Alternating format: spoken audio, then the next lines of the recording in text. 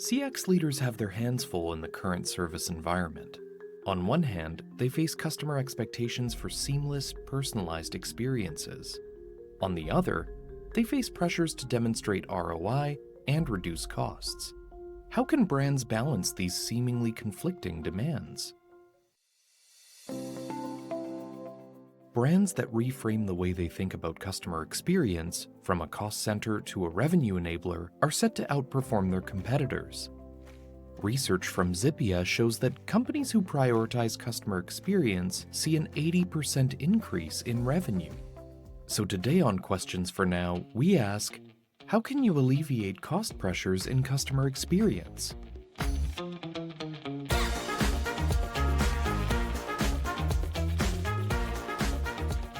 Welcome to Questions for Now, a podcast from TELUS Digital, where we ask today's big questions in digital customer experience. I'm Robert Zirk. The traditional view of customer experience is that it's a necessary cost. But to effectively take on cost pressures while maintaining your current customer experience, or even bringing it to a new level, you might want to start by shifting your attitude to something a bit more punk. Punk emerged out of the back of effectively progressive rock, which was quite popular, but it was also accused of being more obsessed with itself than it was with its fans. That's Adrian Swinscoe.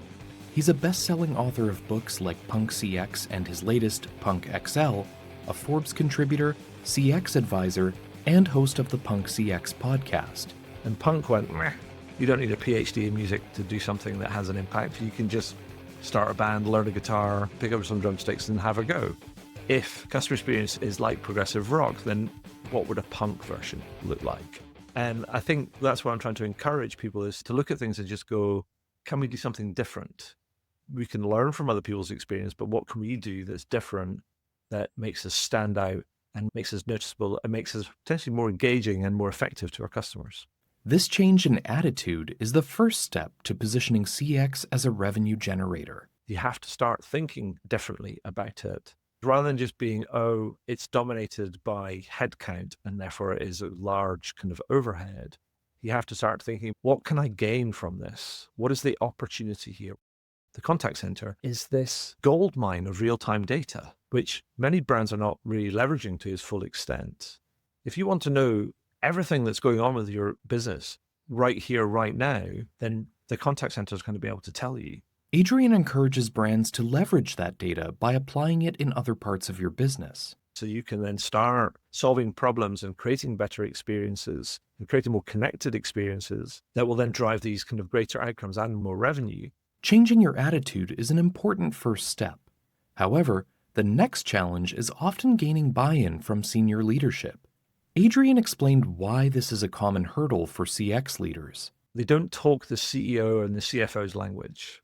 So they'll go, oh, if you do this, it'll improve CSAT, or do this, it'll improve NPS. And people are going, well, okay, nice, but it doesn't hit at the right sort of level for the CEOs and CFOs. And I think leaders in this space have to get better at being able to illustrate demonstrable ROI that comes from their initiatives. And that means they have to get better at tying what they want to do back to business levers that are going to drive extra demand or greater revenue or greater profitability, all those different sort of things. And if your initiatives can't do that, then you need to go look for some initiatives that do, because you need to build trust and credibility within the organization. And the pressures CX leaders face aren't going away. The ROI problem is becoming a perennial one now. As time rolls on, people are just expected to do more with less, to continue to innovate, to continue to look for improvements, to continue to do these sort of things. Jelena Bajic is Global Vice President of Customer Experience Operations and Transformation at TELUS Digital. She highlighted a number of CX trends in the industry driven by the need to achieve greater efficiencies. Organizations are looking at digital customer experiences that can drive increased self-serve adoption for customers and reduce costs.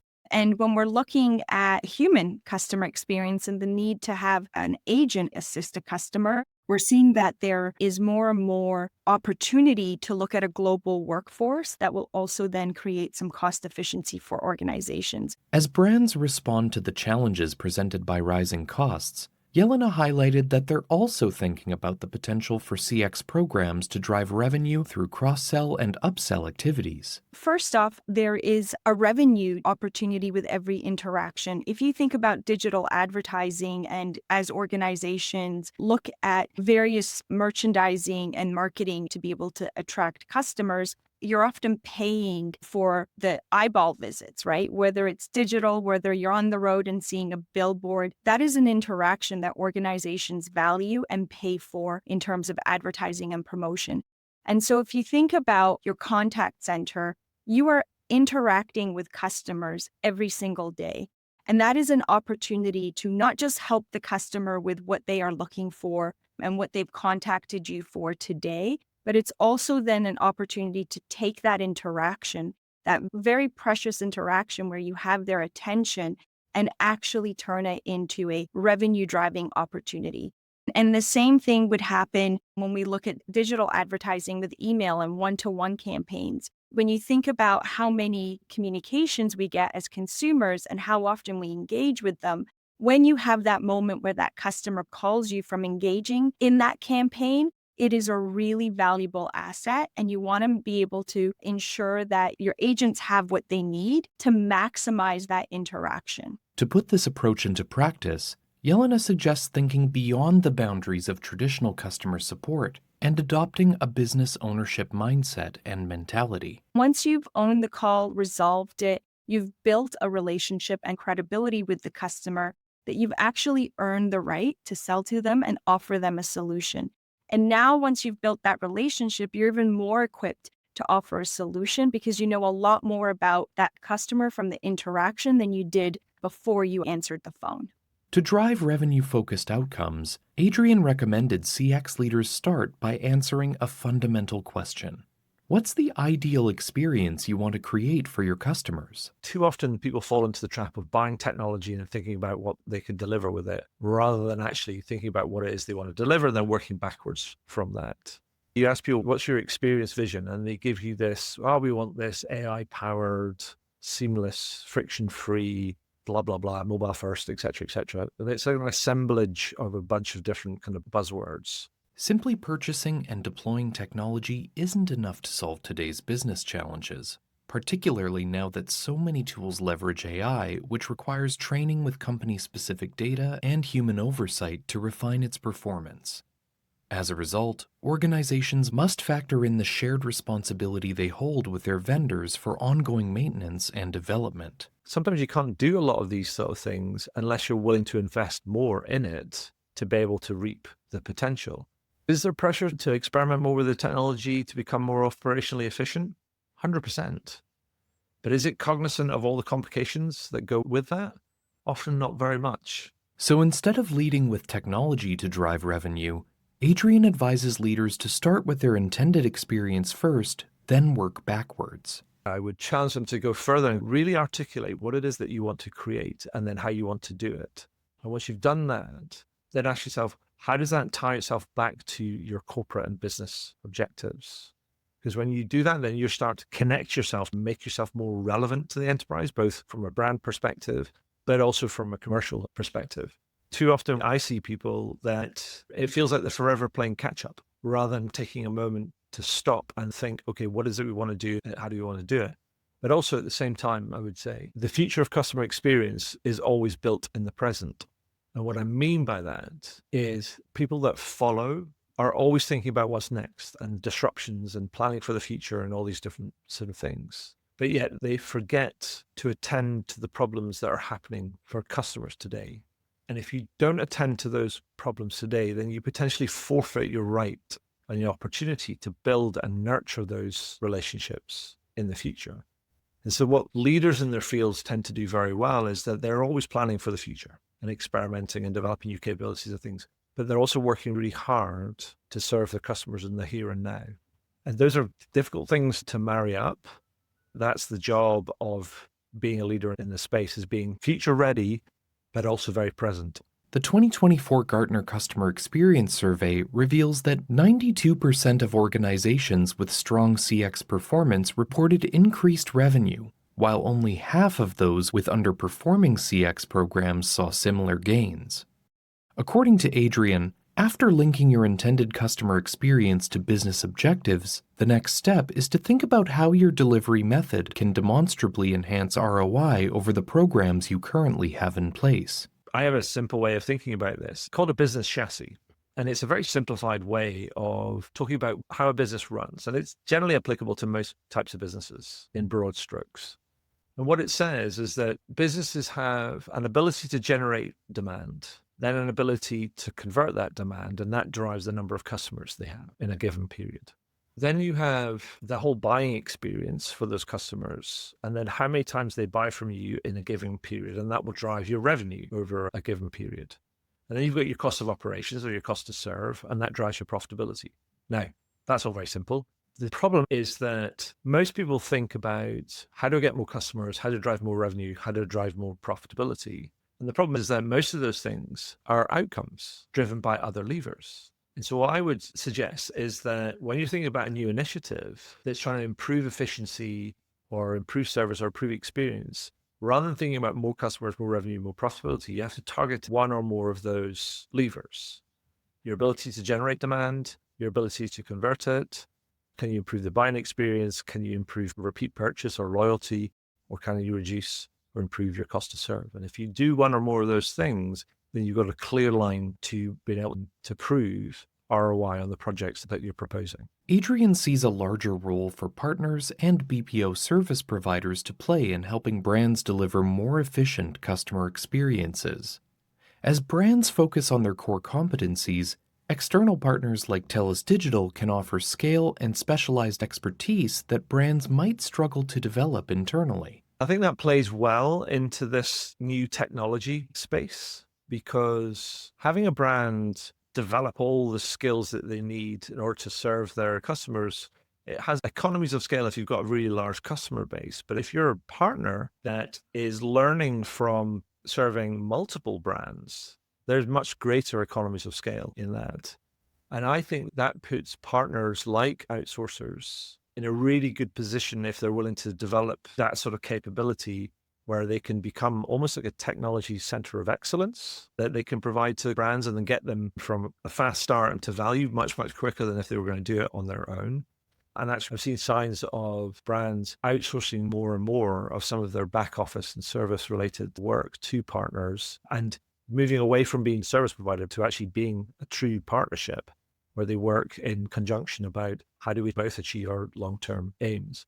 Jelena described how TELUS Digital enables brands to scale their customer experience initiatives, drawing on expertise refined across multiple industries. While I'm also supporting a traditional customer experience operation, we're doing a lot of digital transformation.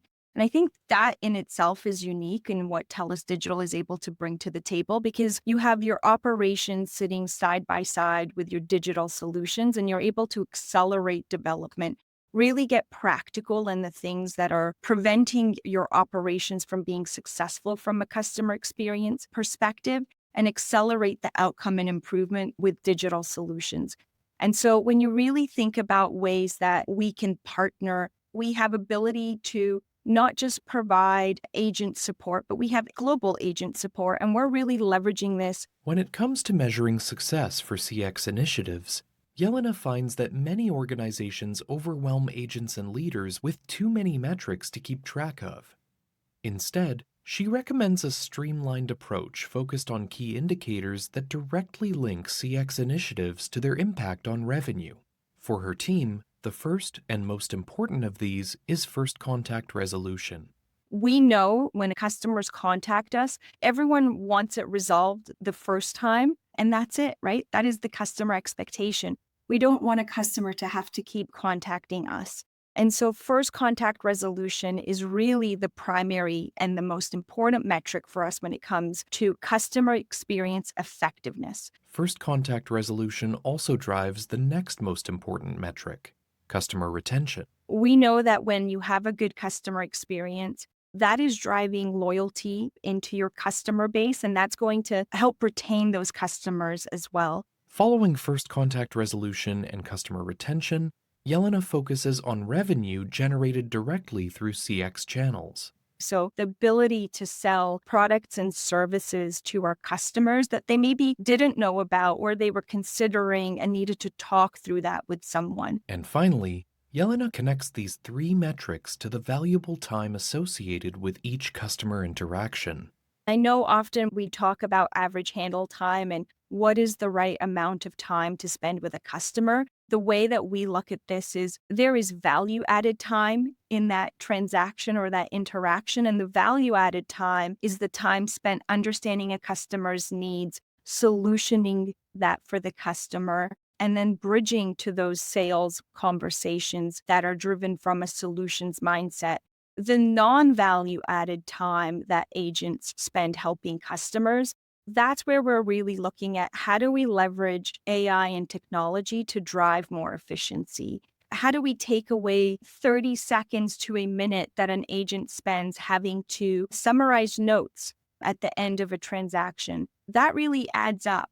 How do we leverage that same technology to recommend actions for that agent, whether it is service actions to help support and resolve the support needs that the customer has, or even personalized recommendations based off of what we know about that customer and the interaction that can actually bridge to a sale and drive incremental revenue as well. Jelena emphasizes that focusing on value-added time is differentiated from a cost center mindset, where efficiency for the sake of efficiency might hinder success more than it helps. If you traditionally think about your contact center as a cost center, of course, we're going to look at it in a way where the easiest way or the fastest way to reduce cost is by shrinking the amount of time that you're spending on every single connection with a customer. But if you think about maybe there's a bit of a floor in terms of how far I can go without risking that loyalty and retention mindset. These days, it's very unique to have a value proposition that no one else in a market has. Products come and go. And so what really changes a customer's affinity to a brand and a product is their experience. And part of that is the support experience and the interactions that they have with agents and how we can actually build those connections to drive that revenue, I think is a missing piece in some places and something that I look at more and more every day. And I'm really proud of how far our team has come in terms of driving that retention outcome and solutions outcome across all of our sites. And of course, we're always testing and learning on how we can do this even better, but it's a really exciting space and way to engage our teams. Through fostering a business ownership and mindset culture, Jelena has witnessed firsthand how her team feels more empowered to drive solutions, leverage technology, and improve processes. It becomes really liberating for a team as well when they feel like they have revenue to drive in a way, and it's not just about the cost of something. Everyone has a little bit of a marketer in them, and it's interesting to see that come to life. And it's even more exciting when you see how the operation is bringing it to life, leveraging AI and co-pilots. I'm always amazed when I'm walking or when I'm in a site and I have the privilege of doing some side-by-sides with agents, and I see the co-pilots that they've developed that are helping them ask better questions, probe more, offer solutions, and drive the outcome. For Adrian, when it comes to measuring success, he advises leaders to revisit their organizational framework and hone in on the levers that drive revenue. If I think about the metrics that are normally used, there are things like your NPS and your CSATs. They only correlate with some of those levers. They're not causative. They don't necessarily have an impact on them. Whereas things like your average handle time, your first call resolution, those sort of things are efficiency metrics, and you can tie those directly to your cost to serve, your operating costs. But if you want to tie them to revenue, then you have to go back to that chassis and think, does my initiative tie to one or more of these levers? And if so, can I then track what its measurable impact could be on revenue? Adrian notes that qualitative metrics can be used as indicators to complement quantitative metrics. We say that we can create customer experiences, but we can't. We can only create the conditions for which a customer has an experience. It's up to us to make sure that we create the conditions, hopefully, that facilitate them having a good and a positive and a quick and effective and an easy experience. The qualitative insights are great clues to helping you understand, was this effective? Was it easy? Was it efficient? Was it pleasant? Did it feel personalized? Was it all these different things? To give you an insight into what makes people feel that way, which is very different to tying it to commercial objectives. The CX industry is often more concerned with how people feel about certain things and not about, is it commercially relevant? We need to get better at doing both things simultaneously. According to McKinsey & Company, top-performing growth companies attribute 80% of their value creation to core business activities, largely by maximizing revenue from their existing customer base.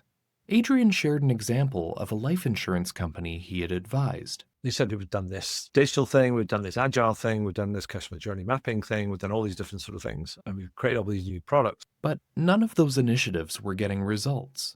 So Adrian asked them to identify some of the biggest pain points in their core business, life insurance. And they were like, when somebody passes away and then somebody makes a claim. And the problem with the claim is that it requires people to have set up power of attorney in the life insurance, because if you don't, then you have to go through all of these prove your identity type of checks to stop fraud. Now, whilst most people say, oh yeah, I've got power of attorney in place, many of them don't. In fact, most people don't. And it causes such grief for both the family members that are making the claim, but it also is really stressful on the employees that are having to be tactful, but gently forceful to the family members that are trying to make that kind of claim. They're trying to help them, but they have to follow the rule. And I said to them, that's not great for customers and it's not great for employees either. That's probably going to cause stress and anxiety, possibly have some impact on turnover and all sorts of different sort of things. It's also going to lengthen the whole claims process. I said, do you think all of the skills and the capabilities that you've done there, you could take those and you could apply those skills to that process to make that experience better for all parties? So they focused entirely on that pain point by using messaging and encouraging their customers to fill out the power of attorney information earlier in the process. Over time, these initiatives led to significant results. When they did it, all the metrics went in the right direction. And what they also did, though, was because they'd proved their relevance to the core business, the core business turned around to them and said, what you did there was great. What else can you do? And then they kept going on from there. And so what they did, and this is the key thing, is that by proving their relevance, particularly the commercial relevance to the business, they generated what I call organizational social capital. So somebody's basically gone, you CXers, you do some pretty cool stuff. And it made a brilliant difference here. Now, if I can give you some air cover, what else could you do that could actually make a difference here? And it could be new products or new services or more things that we can do to help the core business. And I think that's one of the things that we don't do is we don't necessarily think about how are we relevant for the core business. Adrian identified the need for CX leaders to become better storytellers, illustrating examples that can demonstrate how their efforts drive revenue for their organizations. He shared another example of a financial services brand that adopted a front-end orchestration to improve their service outside of regular business hours. They see a large volume of people looking to either make deposits or arrange a loan or do all these different sort of things. And what they did is they looked at this technology and they said, actually, can we create a space which is enabled by this new era of AI-powered software and technology that allows people to self-serve in a way that meets their needs and their preferences. But it's such that it can take them through a staged process, and it also works in an asynchronous way. Think of how, when interacting with a chatbot, there might be a timeout if you exit the session or if you're inactive for too long. With this asynchronous technology, it was always there. So the customer could come back to it the next day or whatever, and they just pick up where they were at and just do the next step in the process and things. Or if they needed to speak to somebody or needed to wait for input, then it was just there. It's almost like putting an email chain or a communication chain all in the one space that served that need for the customers, helping them achieve their job to be done. Like maybe I need to make a deposit or I need to arrange a loan and all the things that they need to do.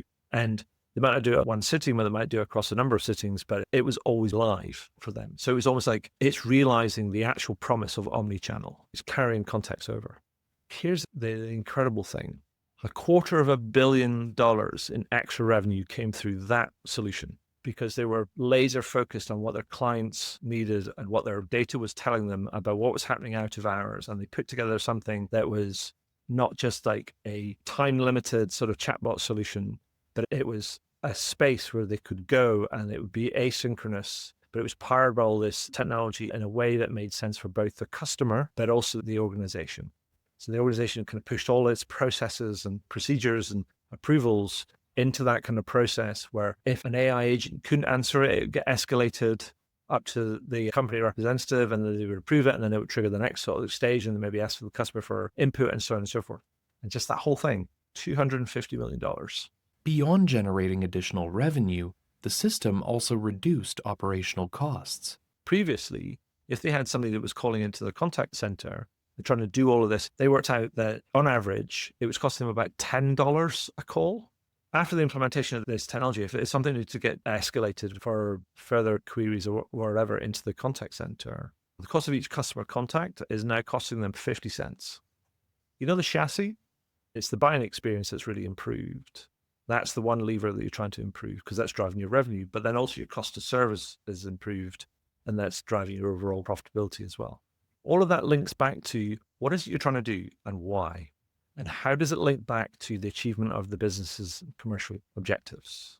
And then picking the right sort of tools and populating it with the right sort of data to be able to deliver that demonstrable ROI. Jelena also pointed to an asynchronous support channel TELUS Digital launched for a client, making it so customers can access support 24/7, 365. And the best part is it's all through an app. You are connecting with a real agent, a human agent, and you don't even have to wait on hold. And so that's really the best experience. The way that we're driving cost effectiveness there for an organization is by taking what would be traditionally a voice interaction and making it a digital interaction. And through this interaction, we have seen an increase in our first contact resolution. We've seen an increase in our customer satisfaction. And at the same time, we've actually seen a decrease in the average handle time for that agent to resolve the customer interaction. At the same time, we've also been able to grow our ability to drive sales through that channel as well. To improve the efficiency of your CX program, Jelena highlights that it's important to stay on the pulse of where customer experience is headed. When you think about how we engage ourselves as consumers in the market, we're not always just using one channel for our needs. We're using multiple channels every day for a variety of reasons. And this is where digital experience is really important. Customers are expecting that when you've done something online and you've tried to help yourself and then you get stuck and you call in, that they're not having to spend a lot of time explaining all of the things that they've done and how you need support. They're expecting a very seamless journey, frictionless journey, if you may, where when you do get a hold of someone, they're actually able to see all of the things that you've done in the background and help pick up the baton and get to the next part of the relay for you. And this becomes critical as well, not just from customer experience, but even more so importantly, your agent experience. Everyone has a lot of tools at their disposal, and the future of digital experience from an agent standpoint is almost like an AI tool belt that helps improve their ability to help customers. It will help them become more proficient faster. It's going to help them be more productive in their day-to-day. It's going to help them resolve challenges and problems. And as a result of that, it's actually going to help increase engagement, which means a better customer experience. A happier team member is a happier customer. And they'll also stay around longer, so it will help with attrition as well. These benefits are the result of a CX program that's deeply intertwined with personalization, AI solutions that empower your team members, and a seamless customer journey between channels. And by doing all of these things, as agents become stronger with this tool belt, they're going to be able to feel more confident to lean into those revenue generating activities that I've been talking about when it comes to upsell and cross-sell. And with a seamless integrated digital experience, if it doesn't happen on that call, you will actually be able to then follow that up with digital campaigns after the fact. And I think that orchestration is really important. All of these changes bring us back to the metaphor Adrian introduced at the beginning of our program. What if you adopted a punk approach to your customer experience? what would that look like? I have a poster behind me. It says, Funk is an attitude, not a mindset. It is not a method. It's not scared to do things differently and flip things on their head. It's not the answer. That is up to you. We just have to listen better, do more, try more things, experiment more, be willing to fail, and also not follow the pack. Jelena acknowledged that driving change isn't always easy, but you can only achieve meaningful progress by having the courage to test, evaluate, and iterate. You do as a leader need to be prepared for the change management that needs to come around with all of this transformation. And part of that change management is really being open and leaning into testing and learning. You're not always going to get this right the first time. So, to conclude, Jelena reinforces that testing, learning, and scaling are essential for growth and innovation in digital CX. Traditionally, CX is very process-oriented, and process is very waterfall, right? And we're now trying to move into a software agile world, both from a digital solutions standpoint, but also from a customer experience standpoint.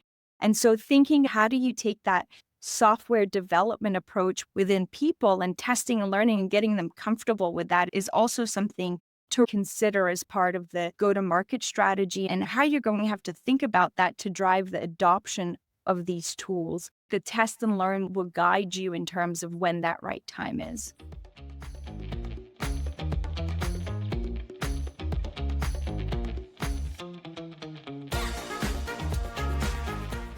Thank you so much to Adrian Swinscoe and Jelena Bajic for joining me and sharing their insights today. And thank you for listening to Questions for Now, a TELUS Digital podcast. For more insights on today's big questions in digital customer experience, be sure to follow Questions for Now on your podcast player of choice to get the latest episodes as soon as they're released. I'm Robert Zirk, and until next time, that's all for now.